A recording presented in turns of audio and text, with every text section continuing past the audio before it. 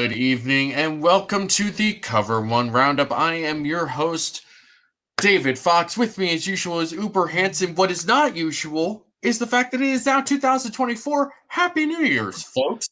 Thank you all for joining us on the very first day of the new year for the very first Cover One show of the new year. I'm going to claim that for the rest of the time.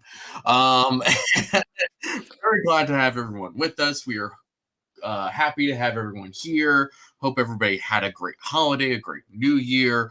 And if you are still recovering from last night, we are here to help you in that we won't get too loud. No promises. Before we go any further, Uber, how are you today?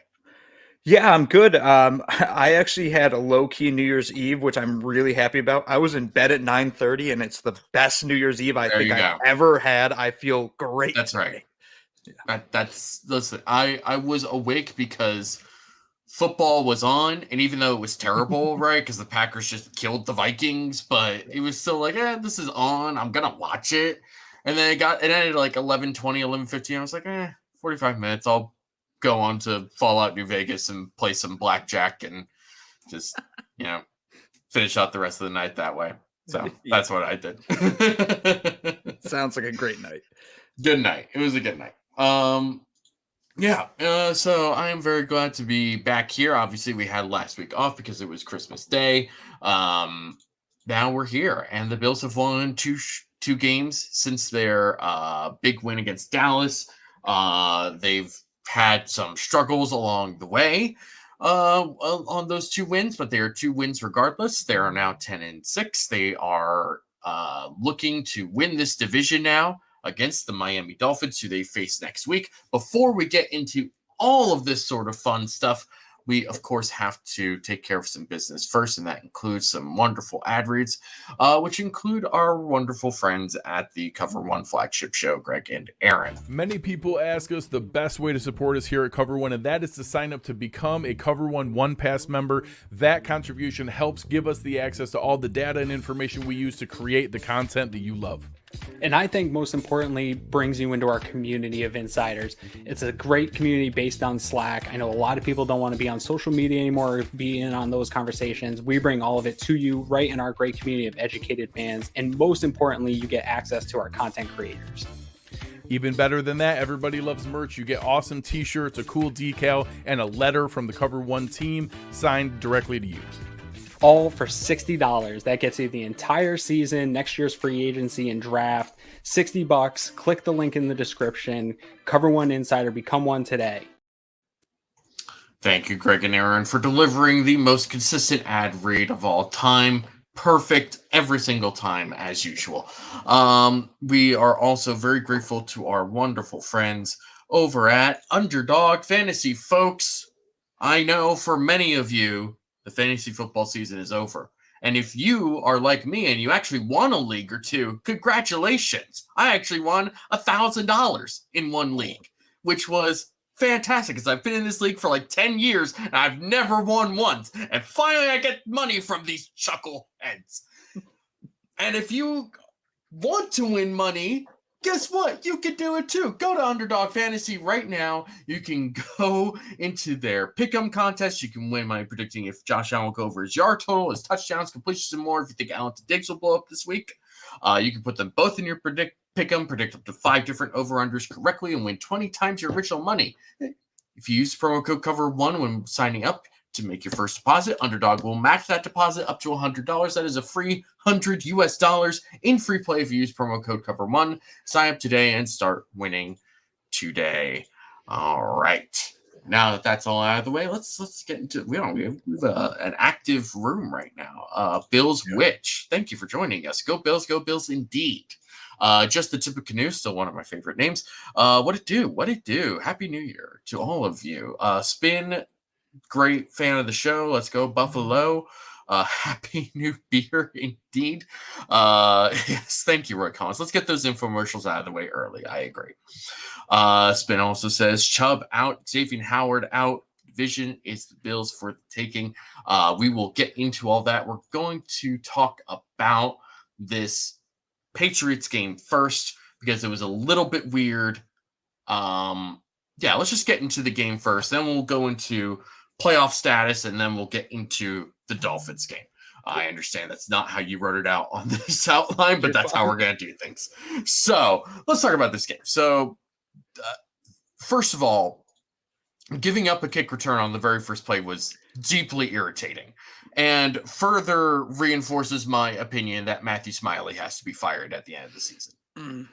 Even if you like go on a run and make this or make the Super Bowl or even win the Super Bowl, like that, gotta go. I'm sorry. He's this after Heath Farwell left, and Heath Farwell was a good special teams coordinator for this team. He went to Jacksonville. Promoting Matthew Smiley seemed appropriate, right? He's been on this team. He's one of the few coaches that's been on this team since Sean McDermott has been hired. But since he took over last year, it hasn't been the same unit. Sam Martin has been inconsistent, although he's been pretty solid the last couple weeks, which has been a nice thing given how poorly the offense has been performing the last couple weeks. Tyler Bass has been better. I'm still not like 100% confident, but I feel better than I did like in the middle of the season at least. So there's that. But the blocking units, the coverage units, it's just not the same. And it's been very difficult and frustrating to watch. Yeah, you don't give up. The one way you lose to a bad team is you make mistakes like giving up special teams touchdowns. Yeah. So to start the game like that was, like you said, extremely frustrating. And it's kind of been an issue with this team all year. Like, right, in week 1, we lost the game on a punt return touchdown, and you just can't do that to inferior teams. For Matthew Smiley, from his perspective, at least from my perspective of him, he's like, you have all the talent on special teams. Tyler Bass is a very good kicker. Sam Martin is a proven NFL punter. Deontay Hardy is at one point all-pro return man. Mm-hmm. You have money just stashed away into special teams players like Tyler Matakevich and Saran Neal and all these things. Why are the Bills special teams struggling so much? And not just struggling, but regressing. They're getting worse year over year now that Smiley's been here for a couple of years. So my concern is that we're not going to get better at this. We're only going to get worse. And when you're giving up return touchdowns consistently, and consistently is more than one time in a single season because they're so rare at this point, I have a problem with that. And going into the playoffs, like you cannot give a kick or punt return touchdown in the playoffs. And especially against a team like the Dolphins, who we're playing next week, that has a return man like Braxton Berrios, you can't kick him the ball. So kick the ball out of the back of the end zone every single play. And then last thing I'll say, can we, for the love of God, can we please fair catch kicks? Like, why are we returning any kick? We don't have the Ty Johnson is not a professional NFL kick returner. Fair catch every time. Just start at 25. We're not going to break one. Just start at the 25-yard line. Yeah, there's a lot of things that are happening. It's not one thing or another, right? It would be different if it was just like, you know what, your kickers are having a rough year, right? Because a lot of that is psychological, especially place kicking, right? A lot of that is psychological. And yes, it always will eventually come back to the coordinator. But if it's just that, that's one thing. But when your coverage unit is consistently poor, when you're making mistakes, when your blocking isn't as strong, like it's no longer just, tough breaks. It's like this is too consistent for it to not be a problem with your coach. So I do think that this is a problem that has to be addressed like now. It should happen, and I don't really like it, but it's got to happen at some point. So that's of course how the game starts, and that particular play became more frustrating as the game went on because the Patriots offense couldn't do a freaking thing. And it was so obvious from the very first play that they would not be able to do anything. And then, eventually they had a couple of drives, a big play on a screen, a big play on a good throw from Zappe. But for the most part, that Patriots offense couldn't do anything. When you have 3 turnovers in the first quarter and then follow that up with a pick 6 at the start of the second, I mean, my gosh, incredible, absolutely ridiculous performance. And huge. We've talked about Ed Oliver enough, and we're going to talk about Ed Oliver because he was phenomenal again in this game. Vote for Ed Oliver for the Pro Bowl if you still can. You know who else you should vote for the Pro Bowl? Rasul Douglas. Because that dude has been balling for this team ever since he stepped on the field in a Bills uniform wearing number 31. Absolutely crazy. Just, first of all, still wondering why Green Bay decided to sell him off at the deadline. Like, bizarre, truly bizarre that they did that, especially given the state of their defense right now. And he's probably looking at them like, shoulda, coulda, woulda, like I could be helping, but I guess you guys will fire Joe Barry. Sorry.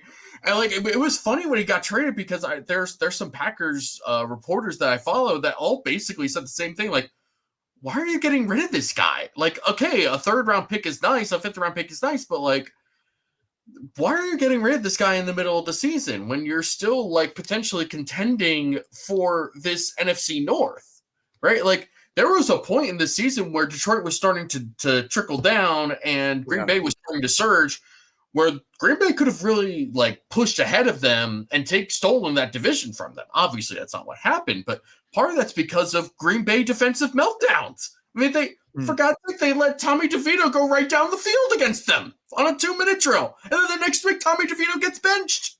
Like, it's bizarre. I don't get it. Like, and Douglas has just been phenomenal for this team. He was great against Denver. He was great against Cincinnati. He's coming up big in so many of these games. He's just making plays. He's just been a huge playmaker, and something that this secondary in particular desperately needed after losing Trey White in the middle after the first Dolphins game. They needed somebody who was just going to be aggressive at the ball and make plays and create turnovers. And he's been responsible for so many turnovers. It's actually kind of crazy. Yeah, it's been just an absolute home run for Brandon Beane of a trade. And I think like a lot of people also forget too that we have him under control next season as well at a $9 million cap hit. I can just about guarantee you that he will be on the Bills roster next year. They could cut him and take that $9 million and throw it away. It doesn't exist anymore. There's no freaking way the Bills are doing that. Not with the way he's playing right now. And like you said, it's not just the turnovers that he has on his own stat sheet that he's created. He's also deflected passes. He's also physical with opposing wide receivers. Like, he is kind of single-handedly changing the Bills defense, which had struggled for a while, largely due to injuries, mainly to players like Trey White and Matt Milano and Daquan Jones, who's somehow back, which is a whole nother topic. But yeah, Rasul Douglas has been a special addition that kind of elevated this defense to one that was at times below average. And now they're figuring it out. They're getting back into Sean McDermott's scheme as he started to kind of rebuild the way that they can play games with that while dealing with all these injuries. But you add Rasul Douglas to that, and you go from now probably slightly above average unit to bordering around that top 10. Like, I don't think they're an elite defense still, but they have the ability to contend with most teams. Now, granted, the Patriots aren't one of those teams. Bailey Zappi is not one of those quarterbacks, but we saw what they did to the Cowboys. So we've seen them dominate people. They have that ability, and Rasul Douglas is a massive part of it. Yeah, it's really crazy seeing just how well he's come on, and so quickly too. Like, I remember when he was a free agent a couple years ago, after he had such a great year in Green Bay on a 1-year deal, feeling like, okay, well, if the Bills are going to sign a corner in free agency, this would be a guy to get. And of course, he ends up signing back with Green Bay. So it's like, all right, well, pivot to someone else or a draft pick or whatever.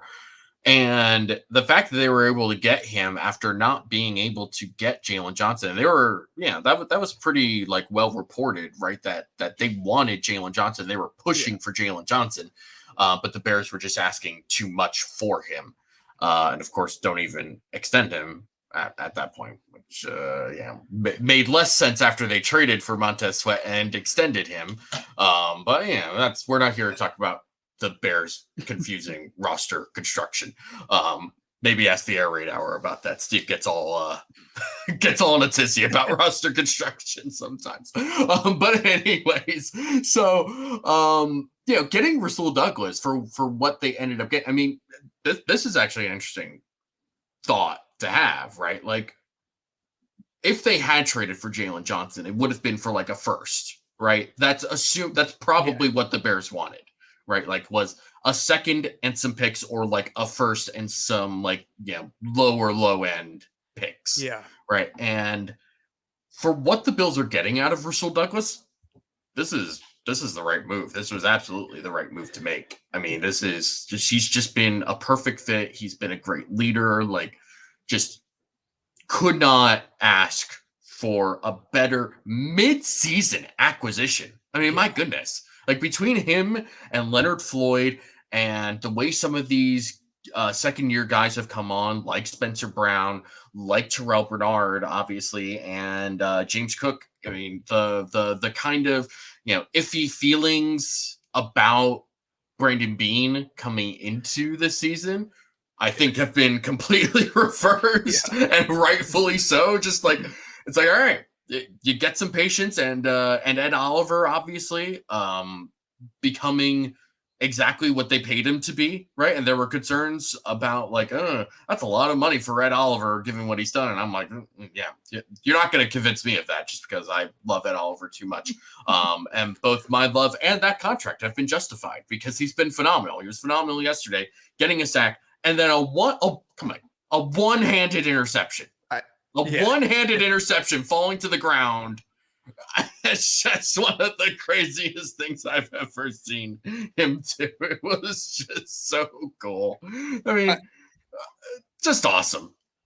Honestly, I think he has better hands than any of our offensive skill players at this point in time. But kind of going back to one of your points too, like Brandon Beane, just home run after home run after home run this past offseason and the draft last year. My hope is that when we get to this coming offseason, whether it's the draft, whether it's free agency, and Brandon Beane does something and people are like, what the hell are you doing, Brandon Beane? It's like, guys, can we just take a step back and remember what he did last year? That doesn't mean he hasn't missed and hasn't whiffed on people. We could talk about Deontay Hardy. We could talk about Trent Sherfield, players like that. But when you are getting these players that are producing at such a high level, like a Leonard Floyd, like a Rasul Douglas, for basically pennies compared to their production, it's just an incredible job. On top of that, you bring up Terrell Bernard or Christian Benford, like all of these players extending Ed Oliver for a contract that now is looking like a steal because statistically he's right there with Chris Jones. He's outproducing Quinnen Williams. Like, he's playing like the highest paid defensive tackles in the league, and while he's paid very well, he's nowhere near that. He's millions away from that. So it was a great offseason by Brandon Beane, and I think we're seeing kind of the fruits of that labor this year, and this game was a perfect indication of that, especially with Ed Oliver just absolutely continuing to dominate week in and week out.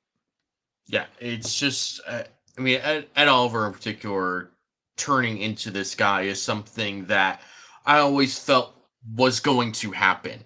And it always felt like he was like right there. For a couple of seasons, it was always just like he is half a second or less away from like having another 4 sacks to his total on the season or something like that. And now he's getting those sacks. He's getting those stats. He's in the backfield. He's disrupting. He's still having that same level of disruption while also getting more sacks. It's great. Like, this is perfect. This is exactly what you wanted Ed Oliver to turn into. And this is why you spend a top 10 pick on a guy like Ed Oliver when they did that. It's why when the Lions took TJ Hawkinson at number 8, Brandon Beane just said, yes. Like, thank you for screwing this up for yourselves. And I mean, it's been so great to see Ed Oliver ball out, and return of Daquan Jones that we mentioned earlier, right? And I was very interested to see exactly what the stat counts would be for him in this game. And especially compared to other games, right? Like, so let me see if I get this pulled up. Yep. So we've got in week 2 against the Raiders, he played, it looks like 17 snaps for 42% of the snaps. Obviously, bit of a different game just because the offense took up a lot of snaps in that game. And the defense created a couple of turnovers. So 17 snaps for 42%, right? 42% is kind of the main number here. And in a real kind of similar sort of play out of the game yesterday, he had 28 snaps for 53% of the total snaps. So when they said he was ready, he was ready. And that was good to see. And I think Eric actually pointed out on Twitter /X, but really Twitter, at least one play that showed Daquan Jones doing exactly what they brought him in to do, which was to occupy defenders so that other guys can make plays. And you saw that yesterday. It's great having him back, and it's great having him back for like this exact thing, for this exact run, for this exact moment in time. To get someone like that back on your defensive line is so huge. And I don't think it can really be understated how important it is to have someone like that back right now. Yeah, we've talked about it like a little bit today so far. Like you lose your three guys, right? Trey White, Matt Milano, Daquan Jones. The number of times I've said that trio of names over the past 3 months is just astounding to me. But I really didn't think we were going to get any of them back. Was hopeful maybe we could get Daquan or Milano back, but didn't really believe that either were coming back. Well, now Daquan Jones is back, and like you said, he's playing. It's not just like, oh, he's back, he's on a snap count. No, he's back. And now you have him back and next to Ed Oliver, who the best part to me about Ed Oliver's season is that after Daquan went down, the pace of play for Ed didn't slow down. He didn't drop off a cliff, which I think a lot of people expected. Like, oh, you lost your one tech. Now you're going to be doubled. Now you're going to have to deal with more. No, Ed didn't get worse. If anything, he got better. And now he has this guy next to him, Daquan, that demands respect from opposing offensive lines. When they play the Miami Dolphins this week, the way you beat that Dolphins team is interior pressure. And when you have players like Ed Oliver and Daquan Jones that can blow back the middle of that offensive line, that's how you can single-handedly beat the Dolphins. It'd be really interesting to see how much they can dominate. And if they're on their A game, I mean, like you said, it can't be understated what the addition of Daquan Jones means to a team that seems to kind of be heating up, especially on the defensive side of the ball heading into the playoffs. Yeah, I mean, it's just great to have this sort of extreme interior pressure. Like that is what creates so much havoc and chaos. Yeah. And you look at where the Dolphins are right now, right? Especially offensively with their offensive line. Very well timed comment from Roy Collins. How's Miami offensive line? We will get into that later, but very briefly, not great. It's not great, Bob. It's not gonna go well for them, I think. A good question to ask from Jordan Poyer's driver. What's up with Von Miller? Yeah. So Von Miller inactive yesterday. They said healthy scratch. Yeah. AJ Epinesa is healthy. We're gonna have him active and we're gonna deactivate Von Miller. Which was the right decision. It's not. It was probably a tough pill to swallow, but that is the right decision to make. To say that Von Miller has been disappointing in his return from a torn ACL is kind of understating it at this point. And there's obviously other things going on off the field with his domestic violence incident and whatever comes from that. But it's been pretty disappointing for Von Miller. It's not overly surprising. I mean, at the end of the day, you're 30 plus years old, coming off a torn ACL for the second time in your career. Trying to do that and coming back in a year's time, essentially, is tough. And it's hard for any team to really sit here and say like that this is somebody that they have to account for, that this is somebody they have to really fear, on the defensive line. And so ultimately you roll with guys like Rousseau and Shaq and Kingsley Jonathan and AJ Epinesa, who yesterday played very well. AJ Epinesa almost got a pick himself. Oh my God, Right, he was right in front of it. It just went by him, and then he ends up making the tackle anyway.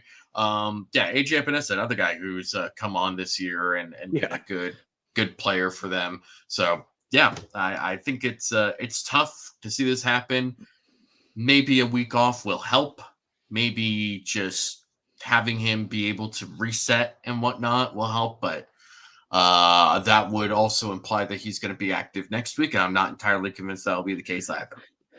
Yeah, I mean, I'm with you. It was the right decision. And as much as, again, like holding out hope, and hope is never a plan, let's say, but like for the past few weeks, it's like, okay, at some point he has to turn it on. And this is also just focusing on the on-field play, the on-field abilities from Von Miller. Like you said, there's obviously off-the-field things that probably warrant a discussion this offseason and understanding more information from that respect. But for Von Miller this season and his on-field play, it just hasn't been good enough where he deserves to be active. And it's not as easy to sit somebody like Von Miller. Like, I don't think that we maybe appreciate enough the ability for Sean McDermott and the rest of the Bills coaching staff to be able to go into that locker room and say to the whole entire team, hey, Von Miller, this legendary player, this captain of the team, this all-important player that we brought here to be our closer. Yeah, no, he's not playing this week. He's not good enough to play. Like that takes a lot of gusto and credit to Sean and the coaching staff for having the ability to do that, having the ability to go to Von Miller and have that conversation that had to be had. I'm with you. The way Kingsley Jonathan played, and he didn't play much. There wasn't all that many snaps, Right. but he made more plays yesterday than Von has this year. So I really don't know how you now say, oh yeah, Von should start against it. No, like Kingsley can be on the active roster. I'm at that point in this season. I kind of agree with it, as unfortunate as it is. Yeah. I don't know if there's much more to say about the defense. So let's talk about I got one thing on the defense. So I couldn't let the show go without bringing up Terrell Bernard just a little bit here. Of course, how could I forget? He's going to win an all. He's going to be an all-pro. I'm becoming more and more confident by that every single week. By that, I'm not saying he's going to be first team. He might get second team. The reason I'm more confident now than ever, I looked up his stats compared to Matt Milano's last year. He's having a better season than Matt Milano did, and Matt Milano was a first-team all-pro. They have the same number of interceptions. They have around the same number of tackles for a loss. Matt Milano did have 11 passes defended to Terrell Bernard's 5. But Bernard also has almost 45 more tackles. He has more sacks. Like, he's been one of these absolute forces this year that is quietly dominating week after week. I wonder, my only concern of him not getting an all-pro, because statistically, he absolutely deserves it. He's right up there with Fred Warner and Roquan Smith. The only reason I think he might not get it is the name's just not there. So all these all-pro voters are like, who the hell's Terrell Bernard? But when they start kind of looking at the stats, they're like, all right, let's start with tackles. They're like, wait, why does this guy keep showing up every single stat we look at? And then they're going to dive in a little bit, I hope, and be like, okay, wait a minute. This kid is special. And he's been legitimately special this year. Yeah. I'm not convinced that he'll be an all-pro for that exact reason. Yeah. It would be nice if he were. I'm not convinced that it'll happen, but yeah, we'll see. But he has been good. He's been a very, very good player. And that was obviously such a big concern coming into this year was how do you replace Tremaine Edmonds and what he did for this defense? And to say that Terrell Bernard's done more than just replace him. I think he's been just better in a lot of ways. Yeah. I mean, he does so much in terms of communication to get this defense set and ready each play. And Tremaine Edmonds obviously did that as well. But I think that just watching Terrell Bernard, the way he does it is just more authoritative. It's more clear, like how much he's communicating. And then obviously just the playmaking ability and instincts have been there from the get-go. And it's been great to see him come into his own this year and to not have to go into this 2024 offseason feeling like, all right, well, still need to think about linebacker. You know, we gotta have that figured out. It's like, nope, this is figured out. They have who they have, and it's gonna work. And it'll be great next year, just like it was this year. So just really great to have that pick work out, considering how controversial it was to start. All right, let's move on to the offense. What's wrong with the offense, Uber? What's going on here? I mean, what, dude? I don't know. I honestly, watching these games, so sometimes I watch and I'm like, can somebody freaking help Josh? Just can anybody help him? If he's going to hit you in the hands, you got to catch the damn ball. Can somebody block? Like, why is he running for his life every play? But then there's other plays where I'm like, Josh, what the hell are you doing? Why did you do that? You've been in the league long enough to not do that anymore.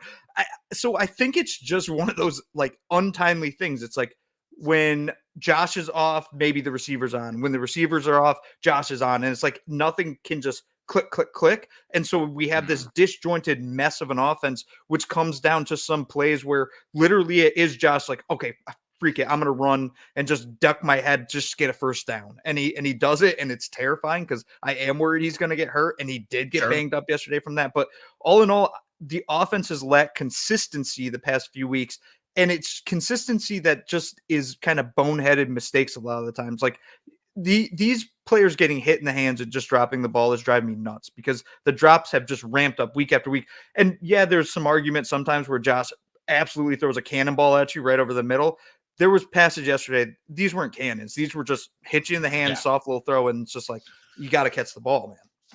I mean, that Latavius Murray drop on third down was just about the most ridiculous thing I've seen. Yeah. That was, I mean, look, if Ed Oliver can make a one-handed interception, you can catch the ball when you're wide ass open with both hands. Like, come on. That was really, really frustrating. And for as much as I did like the Latavius Murray signing in the offseason, I think that for most of the season he's been good. I'm good with rolling with Ty Johnson and Leonard Fournette. Moving up forward. Like Ty Johnson, it feels like every time he gets the ball, he's getting 4, 5, 6, 7 yards, somewhere in that range. And, he can contribute as in the passing game as well. And obviously James Cook is doing well. And Fournette, I don't know what he really has left in the tank, which is a weird thing to say for somebody who's under the age of 30. But, I still feel better about seeing him than seeing Latavius Murray. And even though Latavius Murray is still a very, very good pass protector, it's just, I don't know. It's just, it's not happening the way that it should be right now for him. I mean, when you're at the goal line or whatever, it was a goal line situation, right? Where he tried to like back his way in and then just couldn't. And it's like, okay, if this is quite literally the reason why the Bills brought you in.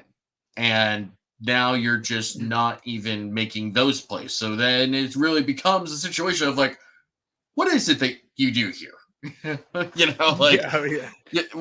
If you can't do the thing that you're brought in here to do, find someone else who can. And the fact of the matter is they kind of do with Leonard Fournette. So I would, at this point, much rather see Leonard Fournette than Latavius Murray, as frustrating as that is. But that's the case.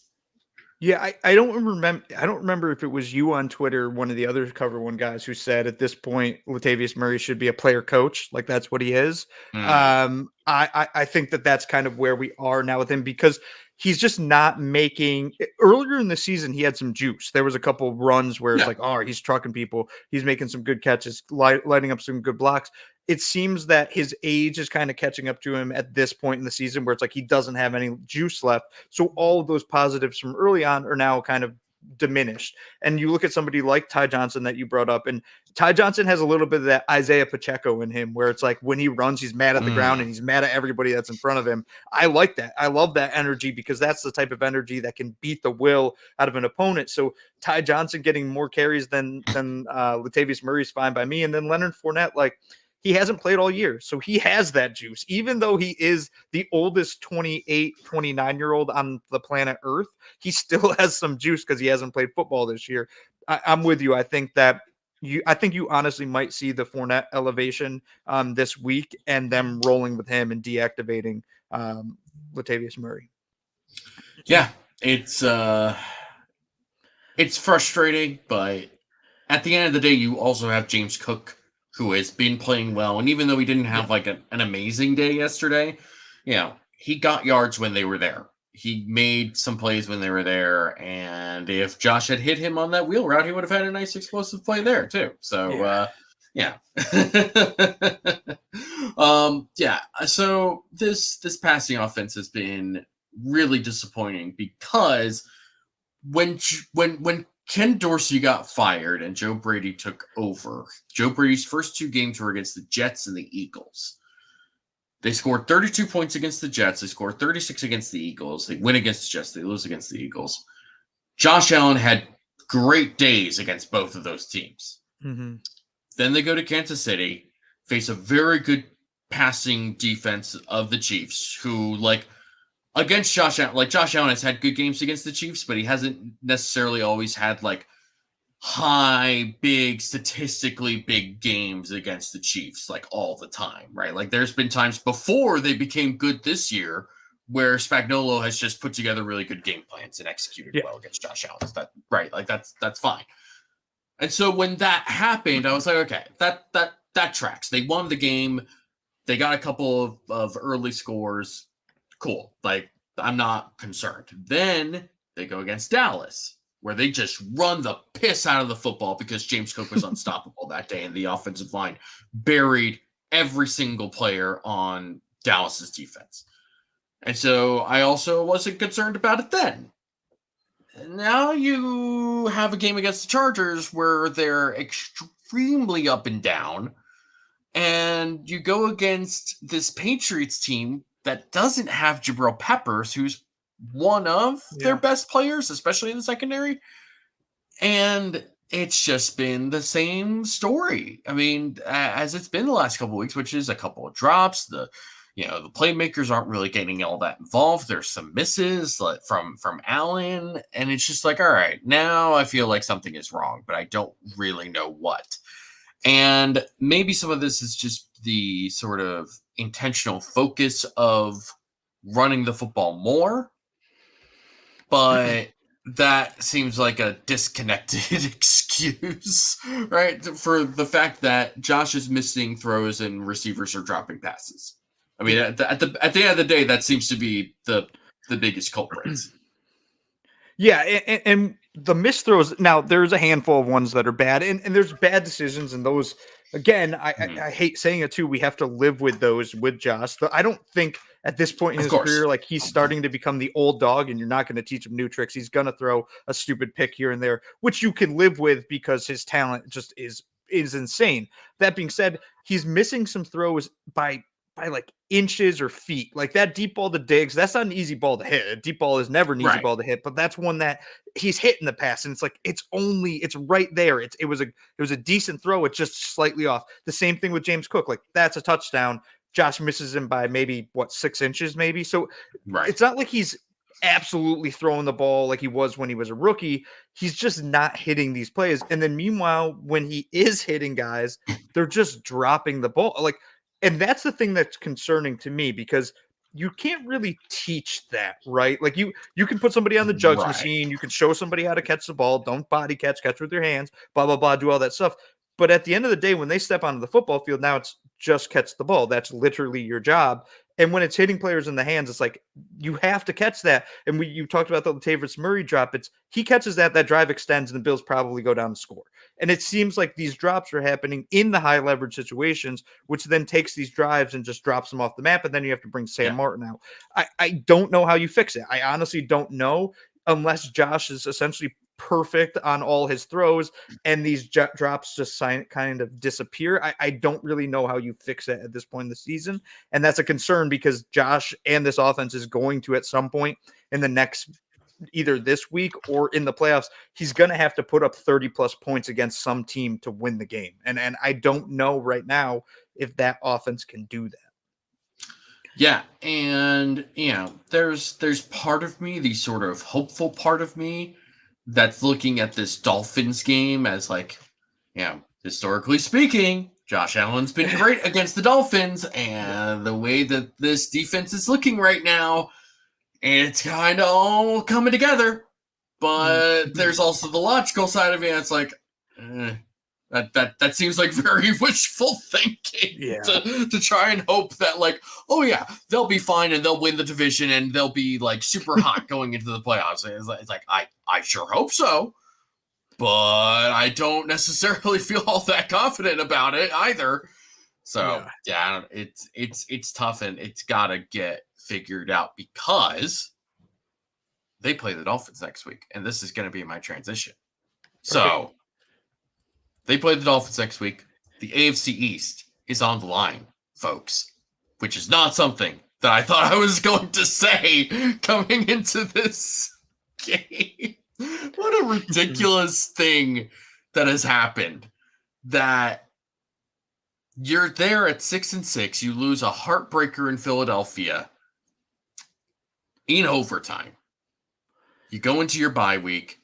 You have a stretch against the Chiefs in Kansas City, against Dallas, who at the time was like one of the hottest offenses in the NFL, with a good defense. The Chargers, who, you know, at that point, like, things were just sort of falling apart. But Herbert wasn't hurt yet. Herbert was not hurt, and Staley was still there, for better or worse. And the Dolphins were still playing well, and the Patriots, you knew the Patriots were always going to give the Bills some sort of fight. And they had beaten them earlier in the year when they had Mac Jones at quarterback, and Mac Jones got benched. So, yeah. So that was not a gimme either. So you kind of looked at this like, yeah, they're kind of just screwed. And now they've won 4 in a row, large and in very different ways, but mainly because of the defense, right? Like, the defense has been the driving force since the bye week for this team. And you look at the Dolphins and where they are right now. I mean, they have absolutely not beaten the fraud allegations at all. Oh yeah. You know, obviously it was really funny last week when they played Dallas, right? Because coming out of that game, coming into that game, right? It was, you know, you felt like neither of these teams were all that good against winning opponents. And for them to go against each other at that time was kind of funny to see, like, oh, well, who's really the superior opponent? And the Dolphins win the game. But, like, even if Dallas had won that game, I don't know if I would have really felt confident in either of those two teams coming out of that game. I mean, like, you know, good for the Dolphins for ultimately winning that game, right? Because that was a tough game. It went down to the final minutes, and they executed well on that last drive. But then they have to go against Baltimore. And Baltimore was coming off of a huge performance on Monday Night Football against the San Francisco 49ers, where they had to go across the country to play the Niners, right? And to then have a short week and go against the Dolphins, it kind of felt like, and without Kyle Hamilton, because he got hurt in that game against San Francisco. So it was like, well, it might be all on the table for the Dolphins. They have a real chance here. And not only did the Dolphins lose, but they got their butts handed to them from the very start. I mean, it was, by the end of it, it was crazy. I at no point did I expect for the Ravens to win that game by like 25 or whatever that ended up being. I mean, just an absolutely crazy performance from not only their defense, which has been phenomenal all year, with Mike McDonald at the helm for them, but also, I mean, the offense, that is probably the best that Ravens offense has looked, because like, not only did they just perform well in a vacuum, but they performed well against a defense that's been really good the last month. Like, that has been sort of the saving grace for this Dolphins team, that even though the offense has kind of tapered off a little bit, it's still been fine. But the defense has really taken a step up since Jalen Ramsey came in, and they were awful yesterday. And not only were they awful yesterday, but they lose Bradley Chubb, who's been great since like October now. And Mike McDaniel announced today that Xavier Howard's not going to be available for them against the Bills. So no Xavier Howard, no Bradley Chubb, You already lost Jalen Phillips a couple of weeks ago, or last month rather. Like, this is starting to become a war of attrition for the Dolphins, and I'm gonna assume that Raheem Mostert will be healthy for the Bills game. I'm gonna assume that Jalen Waddle will be available for this next game, but it's gonna be real tough, regardless of that. And if one or either can't go, I mean, you have Tyreek Hill, who can take over a game. We're all very aware of what Tyreek Hill can do. Yes. And Devon Achane brings a lot of juice, a lot of speed. I get that, but this Dolphins offensive line, man, they're not good. Yeah. So where to start? I'm going to start here. So when it comes to this Dolphins defense, because like you, I've been told now for weeks and weeks and weeks that this Dolphins defense has turned a corner. They understand Vic Fangio's scheme. They're dominating with Jalen Ramsey back. And I looked and I was like, yeah, damn, they are doing well. And then I said to myself, I'm like, wait a second. What quarterbacks have they played over that stretch? So I went and looked and I said, okay, after the bye week, that's where I'll start here. So I'll go Raiders. Oh, Aiden O'Connell. Very good quarterback, Aiden O'Connell is. Okay, then they play the Jets. You know who they got to play? Tim Boyle. Oh, That's Tim right. Boyle. Great quarterback. Not even Trevor Siemian. Tim Boyle. Oh, wait. They saw Trevor Siemian too. But we'll go to Sam. We'll go to Sam Howell. Sam Howell, fine, throws a ton of picks. Oh, then they lost to Will Levis. Then they played Trevor Siemian. And then they played Dak Prescott, the fraud of all frauds, leading his fraud team into Miami. So, yeah, they played a really, really good stretch of quarterbacks, apparently. And then they ran into Lamar Jackson, who said, I am not Aiden O'Connell, Trevor Siemian, Tim Boyle, Sam Howell, Will Levis, or Dak Prescott. I'm somebody completely different. And he ate them alive, like literally ate them alive. And I think that kind of took them off their little high horse, where now I'm seeing a lot of Dolphins fans on Twitter say, I think we're frauds. Like Dolphins fans are actively saying, oh, fuck, we're frauds. And now they're going to play Josh Allen, who's not playing great football right now. But at the same time, Josh Allen is not Aiden O'Connell. And so at the same time, you talked about the get right game. This feels like it. Like, right, this is the game where they get right going in the playoffs. I have like the faith and the hope that this is truly the get right game. I also have that Bills fan terror, absolute terror, that this is the game where the Bills somehow find a way to lose, and the Jaguars and the Steelers had won earlier that weekend, and all of a sudden we're out of the playoffs at the hands of the Dolphins. I'm not saying that's going to happen. I'm going to put a lot of money on the Bills to win this game, and I'll probably pick them to win this game, but there is that ability for them to lose to this team that honestly they should beat, and not just beat, they should destroy, just like they did earlier this year. Yeah, I think that, this is sort of how I'm feeling, right? Given the state of their defense and sort of what they've struggled against, and just sort of the scheme and style of this defense, this seems like another James Cook game. This seems like another ground and pound kind of game. Like, you gotta find a way to limit how many possessions Miami is going to have, because the Bills defense, with how they're playing right now, if they just aren't on the field a whole lot, that's fine, because they'll find a way to make a play. Like, I feel like, given the style in which Tua plays, where if you can get him to move off of that first read or two, I'm thinking of Rasul Douglas pick at some point, right? Like, I feel like if there's a time where that's going to happen, it's going to be because of something like that. And you look at the way that the Vic Fangio scheme is all predicated on playing too high, preventing big plays downfield, and that just screams running the football again. And they still have Zach Seiler. They still have Christian Wilkins, both of whom are very, very good players on the interior. Andrew Van Ginkel is a nice rotational player, but not somebody that you want to have to rely on, right? And I've always viewed him as like a who was that guy in New England for forever? Rob Ninkovich. It's like, no, not Ninkovich. Rob Ninkovich. He's like Rob Ninkovich 2.0, but not like 2.0 in that he's like a better version of Rob Ninkovich. He's just kind of like different long hair ginger Rodinkovich. Yeah, he's just every time a Dolphins game happens, Andrew Van Ginkel is just like exactly where he needs to be at all times. It's really annoying. But yeah, I mean the linebackers are sound, but like if this offensive line can just run block the way that they have, like this seems like another big James Cook game ready to happen. And running the ball with Josh Allen again, and this could be just another ground and pound kind of game where they just end up bullying the Dolphins into submission, and I'm totally okay with that.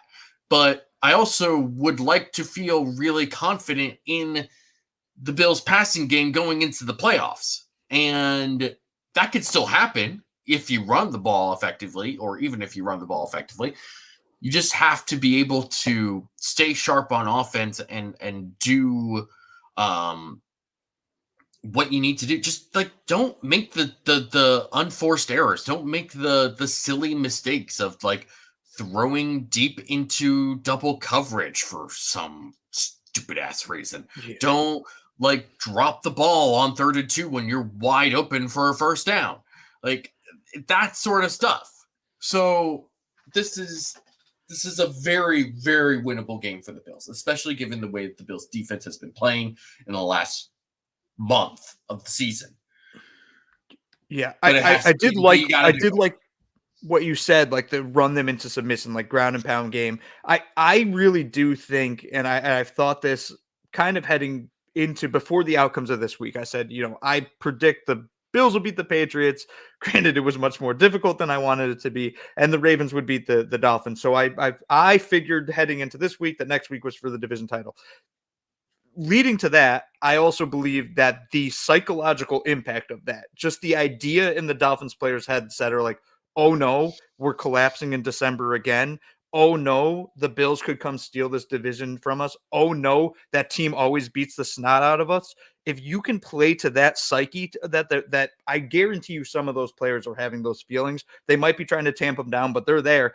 And if you come out with James Cook and you play like you did against the Cowboys, where it's just like, we're going to beat the living snot out of you, you can just expose that psyche right away, where you'll have Jalen Ramsey throwing cell phones on the bench or something along those lines. And Christian Wilkins already ready to go to free agency and get his new contract from a team that's actually willing to pay him. I think that the Bills could absolutely dominate this game if they can come out and throw a quick few punches and smack the Dolphins in the face. Yeah, this is a game where the Bills could run away with it in the same manner that the Ravens did.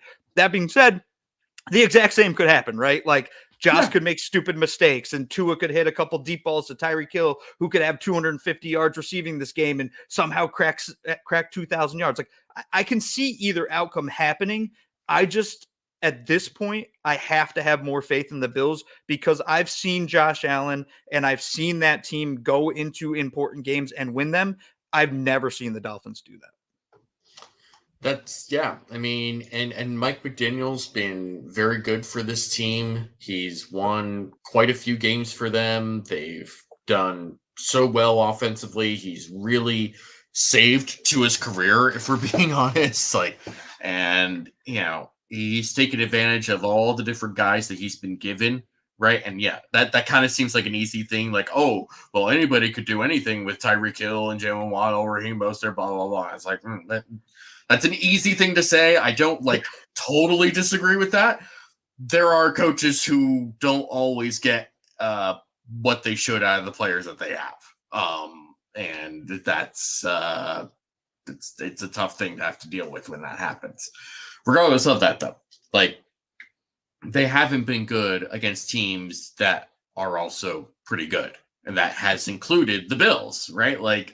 This is a team they have struggled against. This is a team where Josh Allen has been great against them. Sean McDermott's been great against them. I don't really. There's, like you said, there's the concerns that are just like the Bills could. It would be so Billsy to just give this game away and to somehow miss the playoffs at 10-7 or whatever. And, you go into the offseason defeated and kind of dead and wondering, what could have been. But mean, realistically speaking, I feel like there's no reason for the Bills to lose this game at this point. Yeah. The Dolphins defense is now facing some major depletions because of injury. Their offense is not doing what it has been doing from the start of the season, right? And they've had some moments here and there, but they haven't been that sort of quote unquote revolutionary offense that everyone was crowning them as. And some of that's been on Tua, some of that's been on McDaniel, some of that's been on the fact that their offensive line is not the same and that they're probably missing Connor Williams at center, who like wasn't great necessarily, but was definitely better than whoever they're trotting out right now. And now that guy has to go against Daquan Jones and Ed Oliver. Like, yeah, I'm sorry, but to me, this is a game that, like, this has got to be a win for the Bills. And this game being flexed into Sunday night is very interesting because it could be based on, how things play out earlier in the day. Bills could be in the playoffs and they know that. But even if that's the case, they want that 2 seed because they want to be at home for a playoff game. And more than that, they want to be home for at least 2 playoff games, right? Like, if they're going to be in the playoffs, they're going to be, if they're the 2 seed, they're facing the 7 seed, which would be Indy likely, or Houston or right, Pittsburgh, one of those guys. like one of these just like easy, like seriously very easy to beat sort of teams. And then you're going into the second round. Again, you're at home as the 2 seed. So you'd be able to face whoever comes out of one of these games, which would be Kansas City. It'd probably be Kansas City. Kansas City Dolphins would probably be 3-6. And so, the Bills have an opportunity to make Kansas City come to Buffalo. So Patrick Mahomes gets to meet Bills Mafia in Buffalo for the first time ever. Yeah, they want the 2 seed. That's what they're thinking about right now. And they know that to get there, they got to get through the Dolphins first. And then whoever the hell has to come to Buffalo after that. And more, I think obviously their first priority is make the playoffs. And that might already be wrapped up by the time they get to Sunday Night Football. Second priority, second priority would be the 2 seed. But I think there's also a sense among people in that organization, in that locker room, like, we have a chance to punch Miami in the face and then watch them poop their pants in the playoffs and not do anything. Yeah. Against presumably a Kansas City team that could also poop its pants and not do anything in the playoffs. True. Right? Like, there's a very real chance where the Dolphins and Chiefs play each other and the Dolphins lose that game just because they're so out of it and just so depleted by that point. Even though the Chiefs just aren't that good of a team. The Chiefs just aren't all that interesting either. And so this is what we're talking about. Like, I guess in a sense, this is sort of what people are saying when they say, oh, the Bills are the team that nobody wants to face in the playoffs. And it's like, probably because like they're one of the only good teams in the AFC at this point. Like, the Jags might end up winning that division by default, even though that division just sucks. Mm-hmm. And, the Dolphins, we've already mentioned and talked about them. We talked about the Chiefs. We talk about, the Browns are interesting. We were talking about this before we went on air. The Browns are kind of riding this Joe Flacco Linsanity run. And that's a good way to put it.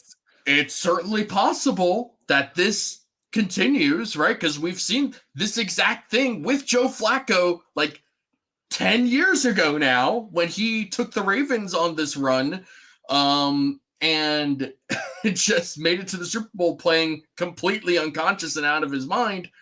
But if the Browns are in the divisional round, and I assume they will be because that defense is good enough to win them of the wild card round. Just the defense alone is good enough to win the wild card round. But if they get into the divisional round and Joe Flacco isn't having like an electric Joe Flacco type of game that he's been having, they're probably going to lose.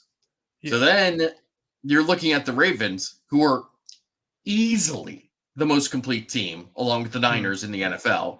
And the Ravens are looking at the rest of this conference like, this is the easiest path to the Super Bowl that we could have possibly imagined. But if we have to face the Browns, it's tough, but we can beat them. If we have to face the Bills, it's tough, but I think we can beat them. But like, I would imagine, just based on the talent that the Bills have and the way that the Bills defense has been playing, that's the team they want to avoid the most. Yeah, I think it comes, the defense is playing so well, and every team is afraid that Josh turns it on at some point. And if he turns it on and turns into that divisional round Josh from 2 years ago, the Bills can beat anybody, and no one wants to be there when he turns that on. It's the same way with the freaking Chiefs, though. I know the Chiefs receivers suck. They're really bad. But you are lying to yourself, everybody, if you think that you're not scared of Patrick Mahomes. I'm terrified of Patrick Mahomes because he could, at some point in the playoffs, just be like, oh, yeah, we've been just messing around all year. We're back. And then all of a sudden you're facing a legit Chiefs team.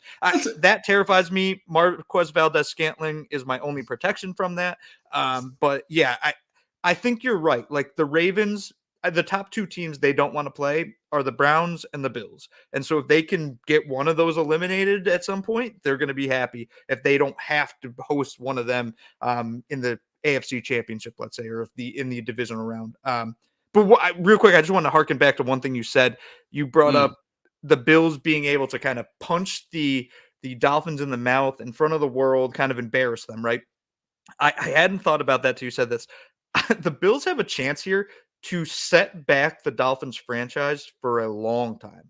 Because if you do this, if you steal this division from them, if you embarrass them on national television in front of the world, and then they go in the playoffs and get embarrassed again, they might look at Mike McDaniel and say, we can't do it with you. Like, you just don't have it. So now you're gone. We don't know what the hell Tua is. How do we pay him? We can't pay him. He can't beat anybody. We have to get a new quarterback. And now all of a sudden, this team that's been built with all these crazy trades and free agent signings and all this money to Bradley Chubb and Tyreek Hill, all this cap issues they have, suddenly it's, oh, wait a second, they might not be very good. Yeah. Now, I'd like to say also your video went out. I don't know if there's okay, yeah, cool. I wasn't sure if he's okay, yeah. Yeah, I don't know. There's part of me that wants to be like, I don't know if they would fire Mike McDaniel if that happened, but I also wasn't expecting them to fire Brian Flores when they did. So it's hard to really say. And again, and I'll go back to this for as long as this is a thing, right? I'm just putting this together partially because I know Michigan is playing tonight, right now. Oh. Jim Harbaugh has a contract on the table from Michigan, a big contract. And the biggest stipulation in that contract, and the reason he hasn't signed it yet, is because in that first year, in 2024, he has to agree to not pursue any NFL jobs. And so far, he has not signed that contract. And the owner of the Dolphins, whose name escapes me right now, something Ross, right? Stephen Ross. Stephen Ross, thank you. Stephen Ross is like one of the biggest donors to the University of Michigan football program. And made a big push to bring Jim Harbaugh to the Dolphins initially back in 2011 before they ended up signing Joe Philbin, right? You're the coach guy, man. I think it was Joe Philbin. I think back then it was Joe Philbin. And I'm just saying, like, if something truly catastrophic happens in the next 2 weeks for the Dolphins, and they say we're going to move on from Mike McDaniel. First of all, Mike McDaniel will have a job by the following, like, Second. 3 days. Yeah. So like somebody's gonna be like, oh, we didn't know he was gonna be available. Come here. Let's talk. And if they end up hiring Jim Harbaugh, oh my gosh, because that's not really gonna fix their problems either. And like you said, they gotta deal with Tua's contract conversation because Justin Herbert's already been paid because the Chargers felt like he's the franchise quarterback, and I tend to agree with that. Joe Burrow's already been paid. I think we all know what Joe Burrow is capable of. We know why Cincinnati paid him. And that's the really interesting one, right? Because Mike Brown, their owner, is like historically been very cheap with contracts. Mm-hmm. But he made sure, like he recognized very clearly, like Joe Burrow and this type of guy does not come around very often. And he wants to be here in Cincinnati. He likes being in Cincinnati. He's from Ohio. Like, there's no reason we shouldn't give him what he wants. And they did. Tua, on the other hand, is not a Joe Burrow quarterback. He's just not. He can't create like Joe Burrow can. He doesn't have the same level of leadership that Joe Burrow has. Like, I don't know how you can commit to him. So to me, I look and say, okay, his floor, the lowest you can offer him has to be more than Daniel Jones got. So let's say $45 million a year. You offer him that. He could just say no, 45 is not enough because everyone else got paid way more than me. But even $45 million a year, I'm looking at that saying like, can you pay Tua $45 million a year? Like that's just a big nut. Right now his cap it's $10 million. It's $10 million right now. It's gonna be tough. It's gonna be interesting to see exactly what they decide to do with this whole situation. It's very interesting that you bring that up. Yeah. So this is gonna be interesting. This is gonna be a very, very interesting game. I think the Bills match up well given where the Dolphins are right now. Do you have a prediction? Do you have a final prediction at the moment? I don't have a score yet, and I'm still confused with the Bills offense. I don't know what's going on. That being said, Josh has historically literally been Miami's daddy. So I just can't believe a world where he's going to throw a complete dud out there. And if Josh doesn't have a dud, if Josh plays an average game, let's just say he plays an average game, the Bills should win this game. I'm predicting the Bills are going to win this game because I think even with a healthy Dolphins team, the Bills still have the talent and the matchups there, and they can win the game based off of just their sure will up front and in the trenches, that things that the Dolphins can't do up there. So I think the Bills would win even if the Dolphins were healthy. Dolphins being unhealthy, I don't know how without Jerome Baker, without Jalen Phillips, without Bradley Chubb, without Xavier Howard, they can slow down the Bills' offense, which has been anemic at times. Yeah, the Bills should win this game. Absolutely. That is not going to be the end of the show because we have not done this in too long. We need to do this. We're going to do it right now. It's time for True or Rubbish. The True or Rubbish. Let's go. Let's go. All right. So, first of all, before we get too deep into that, we got some predictions. Jordan Poyer's driver says 37-20 Buffalo. I'm all for that. 48-20 Buffalo. That would be like pretty close to the first game score, right? That's the same score, yeah. That was the same score. Okay. I was gonna say, that seems very similar. Yeah, it's gonna be very interesting. But so first bit of True or Rubbish. Uber. It is important. True or Rubbish. It is important to know what internet cookies are and how they relate to your advertising algorithm. Any 12-year-old boy knew what internet cookies were when he was 12. So yes, it is true. You should know that. All, can't believe it. It was true.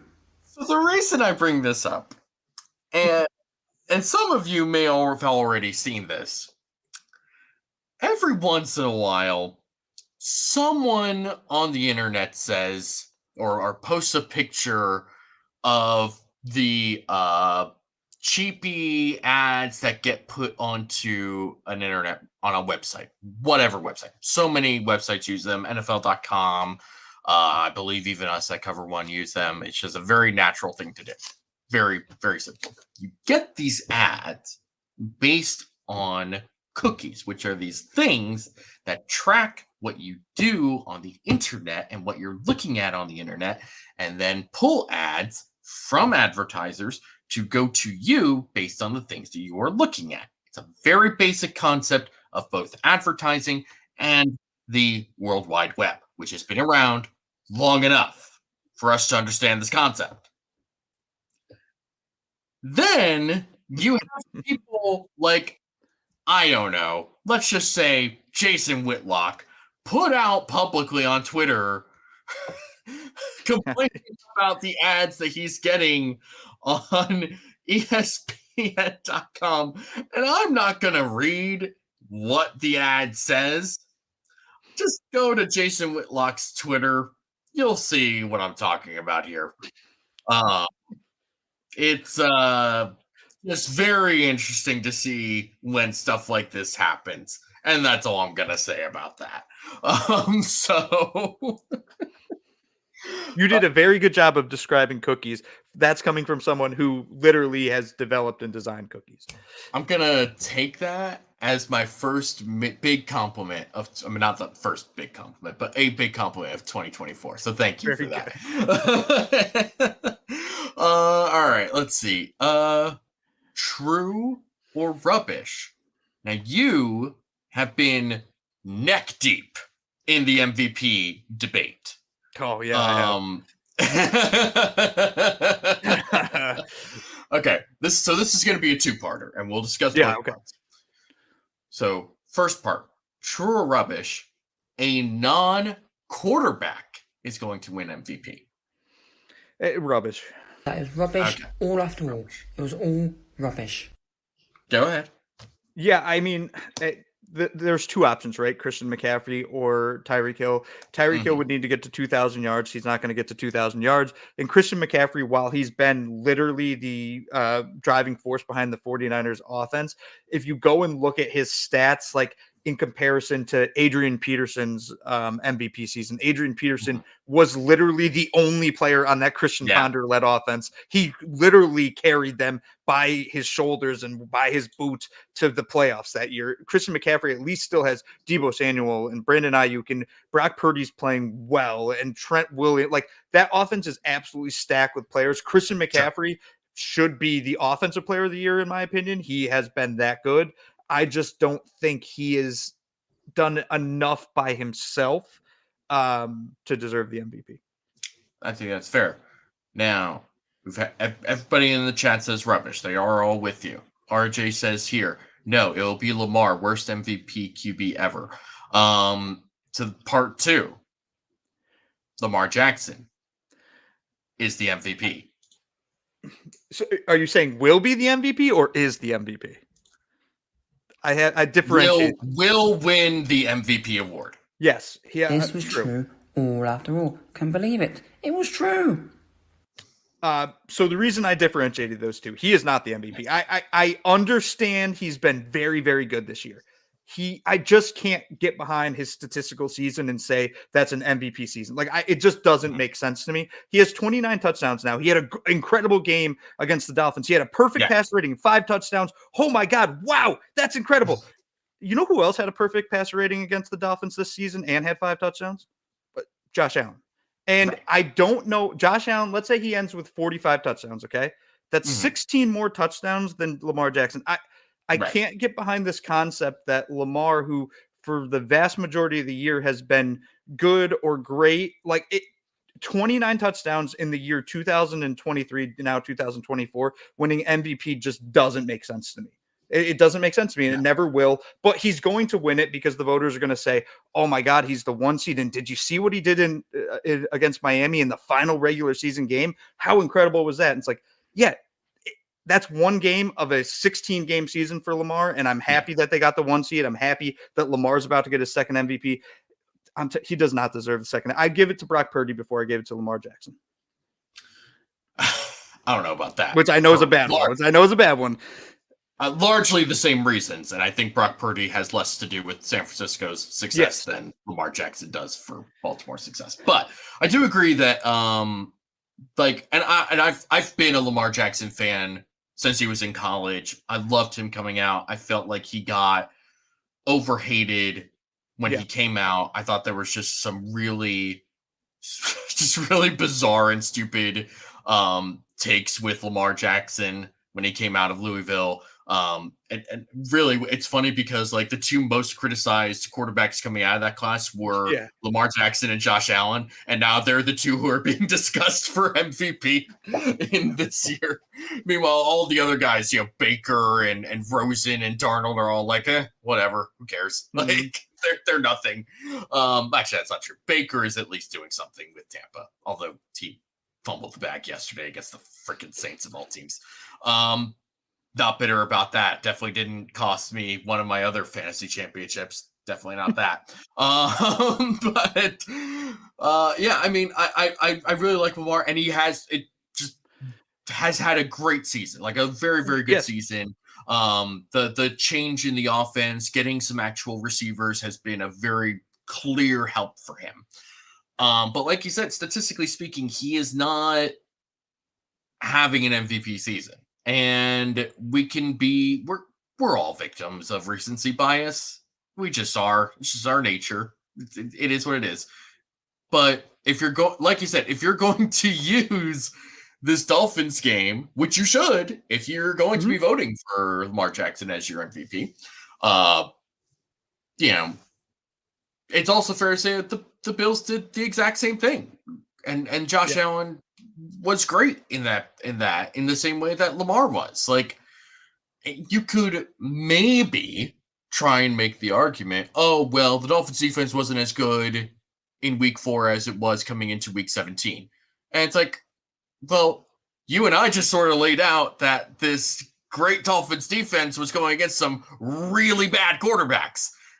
So I don't know how much weight that argument holds either. And the fact of the matter is, I think Greg Thompson brought this up on Twitter when you were going in on it on that day. And he basically said, like, look, is Lamar even the most important factor for this team's success? I mean, and because that whole discussion started after they beat the Niners. Mm-hmm. But the reason they beat the Niners the way that they did was because the defense just ravaged them. And the defense has been elite all year. And they've dealt with injuries as well. Not season-ending injuries like the Bills have had necessarily, but they've had like a very inconsistent lineup through most of this season. And I don't know, man. Like this is it's hard for me to sit here and say like Lamar Jackson is easily the MVP. I will not be upset if he's the MVP, largely because it's hard to really determine who the MVP is. Sometimes it's just very obvious, right? Sometimes it's like, okay, Patrick Mahomes was the MVP in 2018 when he broke out, right? Like that was the most obvious slam dunk one. Then Aaron Rodgers gets a couple in a row, like again, super obvious ones, just like he was great, did great with Green Bay during those 2 seasons. That was fine. This year, it's different because statistically speaking, guys like McCaffrey and Hill and Allen are just head and shoulders above Lamar, but Allen is still to fight for a playoff spot. McCaffrey is obviously, 2,000 scrimmage yards is nothing to sniff at, but like you said, guys like Brandon Ayuk, Deebo Samuel, Trent Williams, Brock Purdy, really, actually, the argument against guys like Tyreek Hill and Christian McCaffrey is kind of the same in that, guys like Tua and Brock Purdy are also in this conversation. And if your team gets 2 MVPs, you have no MVPs, right? Like that's just the nature of it. And, you look at the Ravens, it's similar, not quite the same because that offense is not nearly what it would be without Lamar. It just isn't. Yeah. But the defense would still be carrying that team. Yeah. The one positive. So people said after this past week that Josh was eliminated, that Lamar won the MVP. And while I tend to agree with that, because I do think he put that game on display in front of everybody against this team that was supposed to be the second best team in the AFC. They're clearly not the second best team in the AFC, but that withholding, I think that the voters are going to vote for that unless Josh goes out and does the same thing to the Dolphins this week in Miami to steal the division from Miami, become the 2 seed. That's the only real chance he has at it, or the fact that it's rank voting now. So Lamar could get some number one votes from people that say, look what he does for that team. He does all these things for that team that you can't even quantify. And then you're going to have other voters say, how can I vote against somebody that has had 15, 16 more touchdowns than the other guy? And then Josh gets a couple ones, but he gets all the 2s, while Lamar gets more ones, but he gets 3s and 4s. There's a chance that Josh could end up winning it. Frankly, as much as I want that for Josh, if Lamar Jackson wins MVP and Josh Allen wins the Super Bowl, I do not care about the MVP. I want the Super Bowl more than anything. I am going to be not confounded, but I won't understand giving the MVP to a player with the stat line he has just because it's never happened before. It's literally never happened before, and it wouldn't make sense. I understand and generally agree with that. All right. Last one. It's been our consistent true or rubbish. It feels a little bit easier to make this statement now. True or rubbish, the Bills are making the playoffs. That's true. This was true all after all. Can believe it. It was true. Yeah. I said after the Chiefs game that if the Bills I said before the Chiefs game, if the Bills beat the Chiefs, they'd run the table and make the playoffs. I had an outside hope that they'd win the division. They're going to run the table. They're going to win the division. They're going to be the 2 seed, which is just glorious considering all the freaking controversies we've dealt with as Bills fans this year and all the nonsense I've seen on Twitter about how the Bills are dead this entire year. No, they're going to beat the Dolphins. They're going to be the 2 seed and go to the playoffs and hopefully go on a run. I wholeheartedly and 100% agree with that statement. And that, folks, will wrap it up. It's been quite the season. It's been quite the regular season. If what we believe to be true happens, it will be a very interesting postseason that will include the Buffalo Bills, despite all the odds stacked against them, some of which are largely their fault. But regardless of that, they're in a position now. It's been a very interesting season. I can't wait to see how this all plays out next week. I will be very nervous to see how this all plays out, especially since this is the last game to be played. Yeah. So we'll see exactly what happens. Spin says, what if I don't want you to wrap up the show? Well, leave them wanting more, right? That's the first rule in show business or whatever. So thank you all for joining us tonight. We are very grateful that you were all here, especially after last week for not being out here and doing this. We're glad to be able to do this. It's a lot of fun. And we're glad, especially to be doing this after a 4-game win streak. This is fun. It's fun when the Bills win, even when it's tough when they do it, but it's still better when they win as opposed to losing. So, very, very excited for next week. I am going to be doing my usual recap after the game. I'll be very tired, but hopefully excited and happy about where the Bills are at. So, Uber, where can the people find you? At UberHansen on the Twitters. I am still dropping a rooting interest post Wednesday to tell you all the teams you should root for, root against, et cetera, et cetera. And this year, or this time of year, I always, in this version of the article, do a whole section on who you should root for if you want to play this team. So say you want the Bills to be the 2 seed and you want them to play the Steelers, here's exactly what you want to happen. So that comes out Wednesday, and then Friday is the matchup preview, Bills versus Dolphins.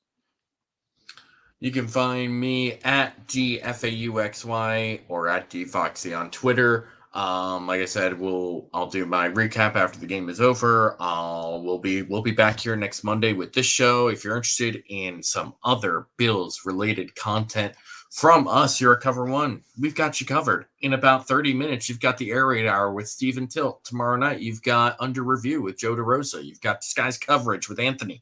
You've got Film Room. You've got the Cover One flagship show with Greg and Aaron. You've got Buffalo Late Night with Thomas DeLaus. You've got If the Walls Could Talk, which is probably the most unique Bills podcast out there, for being honest. You've got some really great content out here that comes with this channel, with this organization. You've got great writers like Ryan and Greg that are doing good stuff. Chris Seth, who does some great articles tonight. Yeah, and if you're interested in more of this, if you're interested in supporting us further, consider subscribing to the channel, leaving a like, all that sort of stuff. But if you want to really help us, like we said at the top of the show, Cover One Pass is the way to do it. $60 a year. Ignore the $57 at the bottom. It's actually $60. It's still the best bargain you can get for the best content. You'll get all sorts of analysis, some exclusive content. You get access to the Cover One Slack community, just a great group of people where you get to interact with, talking about the Bills and all sorts of other stuff. It's just really great. So it's well worth the money. I'm sure there are plenty of people that would attest to that. So consider subscribing if you aren't already. Thank you all for joining us tonight. We wish you all a very happy new year. We hope 2024 will be fantastic for each and every one of you. Consider sharing this video with your friends, lovers, enemies, and neighbors. Thank you all for joining, and have a great night. And enjoy the rest of these college football playoffs, because this one's going to be a tight one, because it's about to head to overtime, and I'm going to watch it. All right, good night.